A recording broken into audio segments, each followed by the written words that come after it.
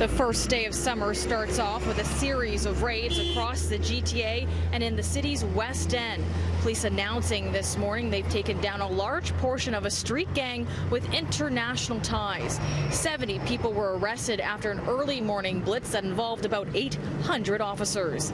And the individuals arrested are alleged to be part of the 5 Point Generalz, a gang that is said to operate out of right here at Weston and Lawrence. We're talking about street gangs that utilize firearms for business processes and have no hesitation in using firearms. And when we talk about our gunplay in the city, the street gangs play a massive role in that type of activity. According to police, the gang is responsible for numerous shootings in the city, especially in the West End. You've likely heard of them before. The Generals have allegedly been linked to multiple killings in the past 2 decades. 15-year-old Jane Crebo was killed when she was caught in the crossfire of a shootout between rival gangs in 2005. The 5 PG were allegedly involved. Then there was 11-year-old Ephraim Brown. He died after being caught in the crossfire of a gang shootout in North York in 2007. 2 men charged in Brown's deaths were accused of being 5 PG members, although they were later found not guilty. 2 years later, following a series of violent crimes, police launched Project Corral. Dozens of people with ties to 5 PG were arrested during early morning raids.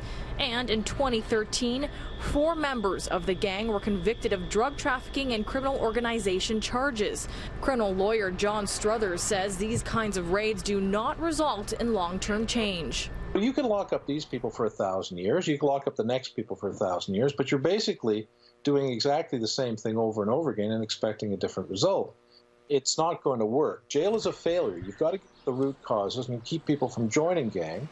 You have to end the war on drugs. It creates warriors. Al Capone and the gangsters in Chicago don't exist anymore for alcohol because they legalized, regulated, and controlled alcohol.